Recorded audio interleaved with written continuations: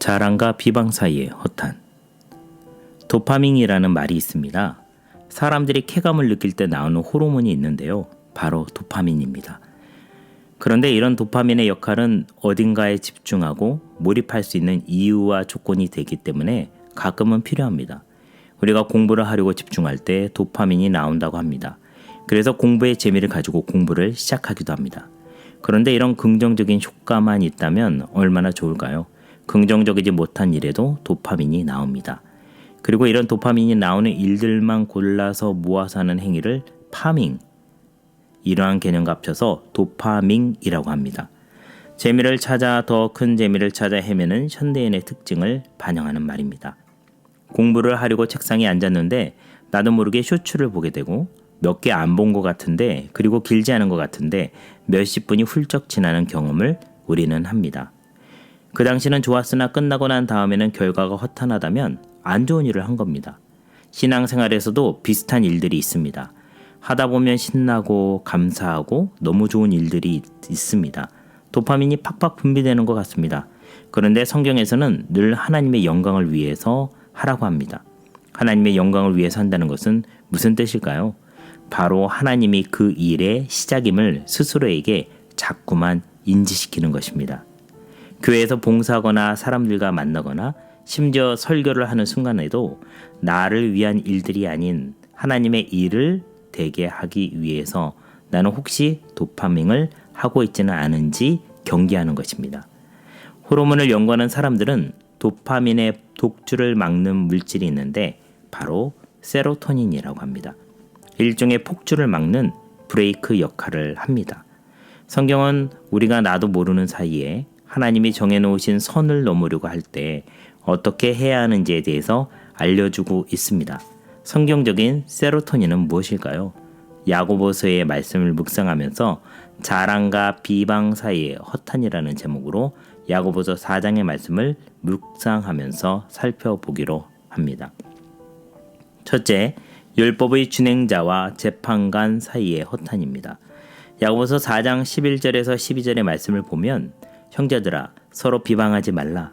형제를 비방하는 자나 형제를 판단하는 자는 곧 율법을 비방하고 율법을 판단하는 것이라.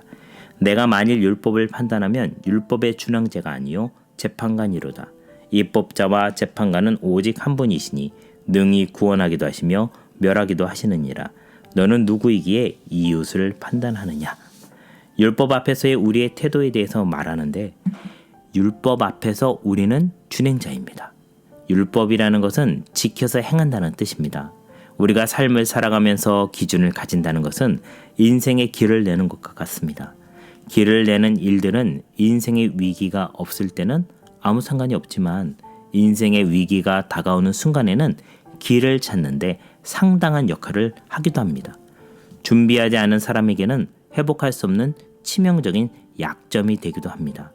평소에 말씀을 보며 이겨내고 예배를 드리며 자신을 살피고 기도하며 자신을 회개한 사람과 약속을 보면서도 행하지 않고 교회에는 왔지만 예배에는 관심이 없고 기도하면서도 다른 생각 속에 빠져 있는 사람은 인생이 서로 달라집니다. 우리는 율법을 만든 사람도 아니고 율법으로 누군가를 판단하는 사람이 아닙니다.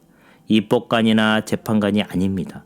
그러므로 우리가 교회에서 사람들에 대한 평가를 내려서는 안 됩니다. 그런데 비방이라는 것도 우리에게 도파민의 분비를 도와줍니다. 잠언 26장 22절에는 이런 말이 있습니다. 남의 말하기를 좋아하는 자의 말은 별식과 같아서 뱃속 깊은 데로 내려가느니라. 별식은 한 입에 쏙 들어가는 맛있는 간식 같은 것입니다. 남의 이야기를 할 때 나오는 도파민과 같은 것이고요.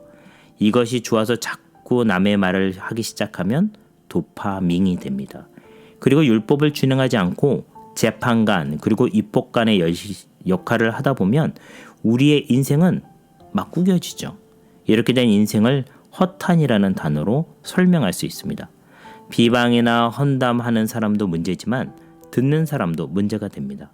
일종의 간접 흡연과 같은 것입니다. 잠언 26장 22절을 메시지 성경은 이렇게 번역하고 있습니다.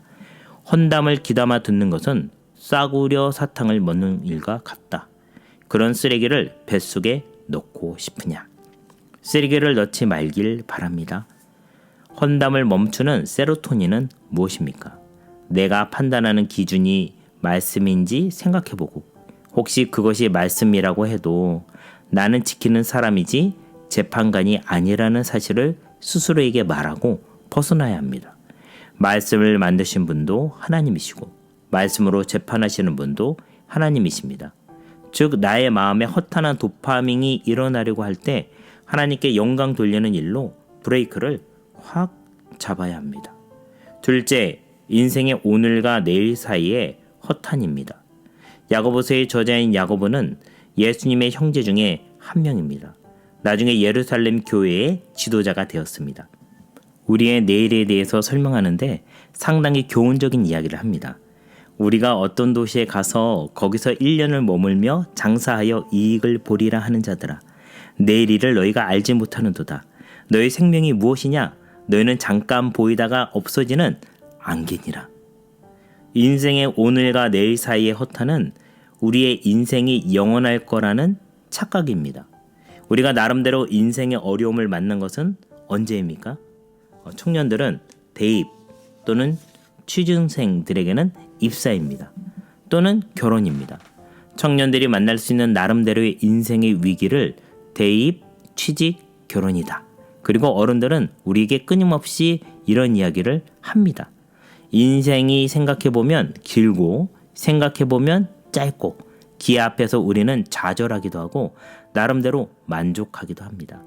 야고보서는 이런 사람들의 자세에 대해서 말하는데요. 장사를 하며 이익을 보는 사람들을 예로 들고 있습니다. 어떤 직업을 가졌는가도 중요하겠지만 태도에 좀 집중해보고 싶습니다. 1년이라는 시간은 자신이 정한 시간이고 장사하며 돈을 번다는 계획은 자신의 뜻대로 인생이 될 거라는 낙관적인 태도인데 물론 그렇게 될 수도 있지만 생명의 속성에 대해서 안개라고 표현을 합니다. 생명이 사라지면 아무 소용이 없습니다.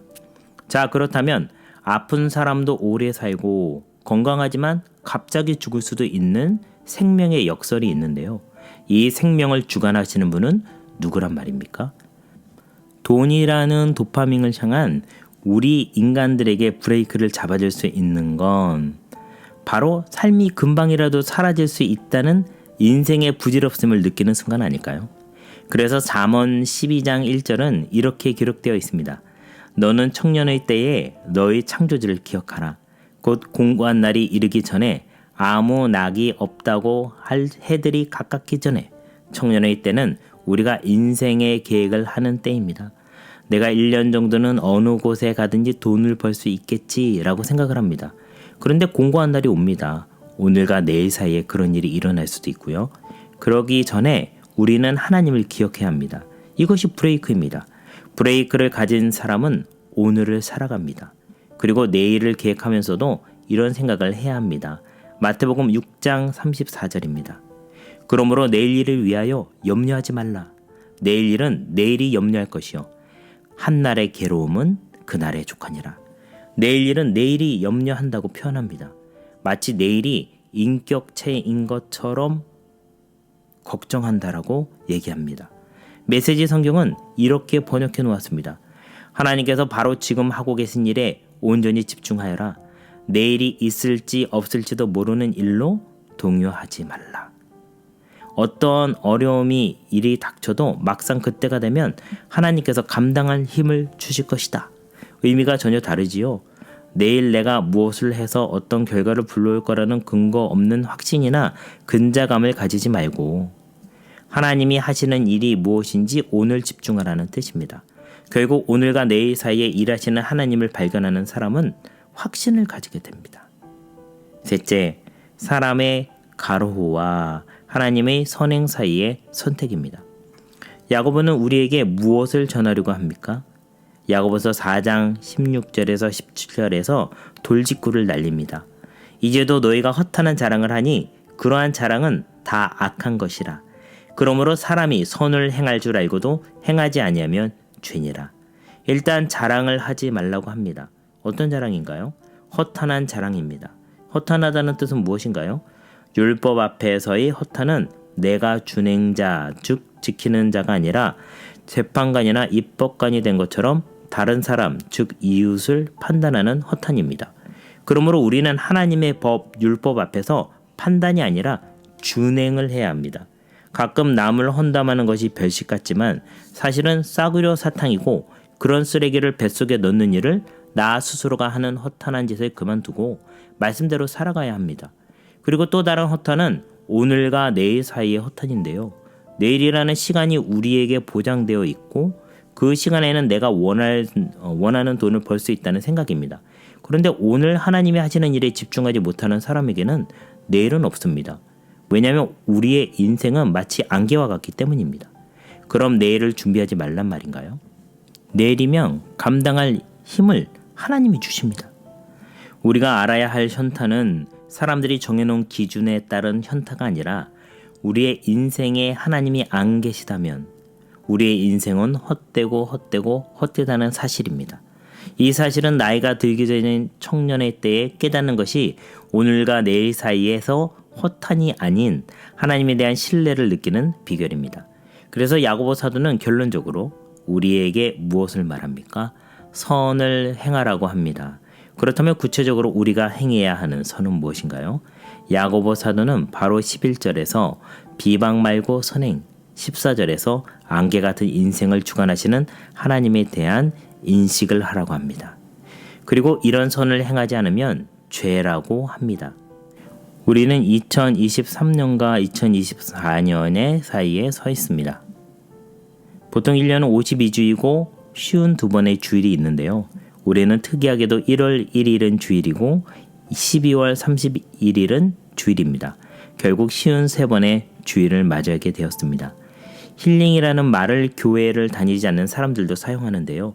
몇 가지의 요소가 그 안에 담겨져 있습니다. 첫째는 멈춤입니다. 일상을 멈추고 자신만의 시간을 가집니다. 주로 명상을 강조하는데요. 자신의 정서를 돌보는 시간이기도 합니다. 그리고 일기를 쓰도록 합니다. 자신의 삶에 일어난 일들을 살펴보는 것입니다. 정신병동에도 아침이 와요 라는 드라마를 보면요. 일기를 쓰고 부정적인 감정을 표시하게 하고 자신의 삶에 대한 경고 등이 켜졌음을 확인합니다. 그리고 칭찬 일기를 쓰게 합니다. 다른 사람들에게 양보만 하면서 자신을 돌보지 못한 착한 사람들에게 자신을 찾도록 도와주는 과정입니다. 작은 일도 칭찬해주고 다른 사람의 부탁을 거절한 나를 칭찬합니다. 미움받을 용기로 다른 사람을 사랑하는 법을 배우는 과정을 지나게 도와줍니다. 어디서 많이 본 듯한 모습 아닌가요? 교회에 오면 이런 삶이 있습니다. 일주일에 한 번 자신의 삶을 멈추고 교회에 옵니다. 하나님의 말씀에 집중하며 말씀대로 살아온 나를 칭찬합니다. 그리고 매일 큐티를 하며 자신을 칭찬하거나 말씀대로 살지 못하고 잘못된 선택을 한 나를 돌아보며 노란 경고 등을 살펴봅니다. 교회에 와서 신앙생활을 잘하면 우리는 힐링을 경험하게 됩니다. 혹시 나는 교회에 와서 다른 도파민이 나오게 하는 파밍을 하고 있다면 멈추어야 합니다. 예배 시간에 예배실에 있는 것보다 커피 마시는 시간이 더 즐겁다면 잘못된 겁니다. 주일에 다른 곳에 가는 것이 더 좋다면 그렇게 하자고 유혹하는 사람이 있다면 바른 관계인지 돌아보아야 해요. 사람의 갈호와 하나님의 선행 사이의 선택이라고 제가 했는데요. 괄호 안에 들어갈 말이 무엇인지 저는 모릅니다. 각자가 다르니 그러나 말씀을 통해서 기도를 통해서 묵상을 통해서 성령님의 도우심으로 발견하기를 바랍니다. 그리고 발견과 더불어 선택하길 바랍니다. 선택한다는 뜻은 행한다는 뜻인데요. 혹시라도 하지 못한다면 죄가 된다고 야고보서는 얘기합니다. 나를 자랑하고 상대방을 비방하고 그런 사이에 우리는 허탄을 경험하게 됩니다.